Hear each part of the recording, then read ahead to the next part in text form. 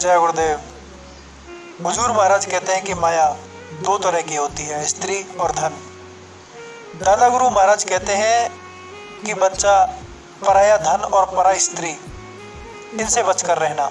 अगर वो काल भी जकोला मारेगा तो मैं उसको देख लूंगा। कहते हैं कामनी सुंदर सर्पणी, जो छेरेती खाए, जो हरि चरणन रखिया, तिनके निकट न जाए।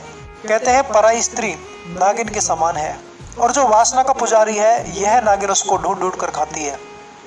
जिसने गुरु का प्रेम का प्याला पी रखा है, उस नाम की जड़ी ले रखी है, ये नागिन उसके पास नहीं जाती। यह एक तरह का मीठा जहर है, जो इसे पीता है वह मरता है। संत महात्माओं ने आध्यात्मिकता में पराई स्त्री का और पराई मर्द का विरोध किया। जो भजनानंदी है, जो भजन करता है, अगर उसका चाल चलन रहन सहन उसका पराई स्त्री या पराई पुरुष के साथ हुआ तो वह आसमान से सीधा पाताल में गिरता है। जो भी उसने अपने जीवन में किया, साधन ध्यान भजन, वो सब खत्म हो जाता है।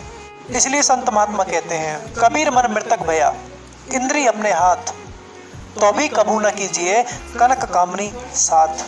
जिसने अपने मन को मृतक बना दिया, मतलब जिसने अपने मन की इच्छा को सभी को खत्म कर दिया, जिसने अपनी सारी इंद्रियों को बस में कर लिया, फिर भी उसके लिए संत महात्मा कहते हैं फिर भी वह कनक और कामनी का, मतलब स्त्री और धन का साथ ना करे, धन को इकट्ठा ना करे और स्त्री का साथ ना करे।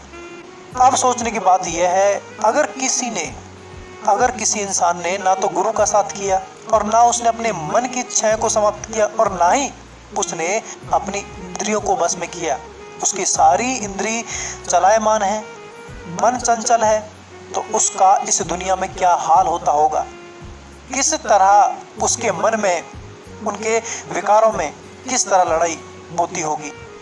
क्योंकि काम वासना इतनी प्रबल है, मन की इच्छाएं इतनी प्रबल हैं, जो निगुर है, जिसने गुरु का नाम का प्याला नहीं पिया, जो गुरु से विमुख है, जिसने गुरु कभी किया ही नहीं, ऐसे व्यक्ति को यह पछाड़ पछाड़ कर मारती है, धोबी की तरह उसे रगड़ती है, धोती है। कहते हैं पर नारी पैनी छुरी, मत कोई लाभो अंग, रावण के 10 सिर गए पर नारी के संग। आप सभी जानते हैं जब रावण की बुद्धि खराब हुई तो रावण ने सीता का अपहरण किया, लेकिन परनारी तो नागिन के समान है।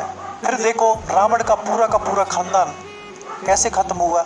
एक पर नारी के चक्कर में रावण ने अपना पूरा खानदान खत्म कर लिया। इसलिए कहते हैं कि ये पैनी छुरी है, इससे कोई बिरला ही बचता है जिसने गुरु का साथ किया, जो गुरुमुख है। कहते हैं पर नारी पर सुंदरी, बिरला बच्चे कोय, खाता मीठी खांड सी, अति काल विष होए।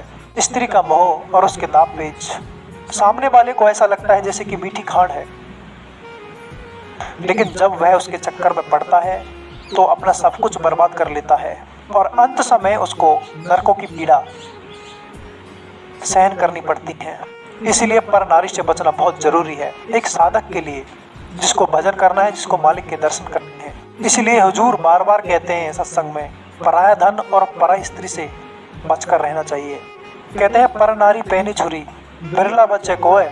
कहते हैं पर नारी पैनी छुरी, बिरला बच्चे कोय, कबू छेड़ी न देखिए, हंसी हंसी खावे रोए। कहते हैं पराई स्त्री से कोई बिरला ही बच पाता है, जिसने गुरु के नाम का रस पिया हो, जिसने गुरु से उस नाम की दौलत हासिल की हो, ऐसा कोई गुरुमुख ही बच पाता है। वरना जो इसके साथ रहता है, इसका साथ करता है, उसे अंत समय दुखदायी पीड़ाएं झेलनी पड़ती हैं और उसका सब कुछ बर्बाद होता है। हुजूर कहते हैं परगमन बहुत बड़ा पाप है, जिससे नरकों की पीड़ाएं इंसान को अंत समय उठानी पड़ती हैं। कहते हैं पर नारी गमन और पर पुरुष गमन, दोनों की गति एक जैसी है, दोनों की गति नरक का दरवाजा खटखटाती है। कहते हैं जो भजनानंदी है उसको तो इनसे बहुत दूर रहना चाहिए, उसके तो सोच में, दिल में, दिमाग में और मन में ये चीज़ कभी नहीं आनी चाहिए। क्योंकि अगर मन की चंचलता इनकी ओर बढ़ी तो भजन हो ही नहीं सकता, क्योंकि मन एक है। मन या तो नाम में लगेगा या काम में। इसीलिए भजन आनंदी को तो बहुत जरूरी है गुरु को अपने सम्मुख रख के भजन करना और इस दुनिया में रहना। जय गुरुदेव।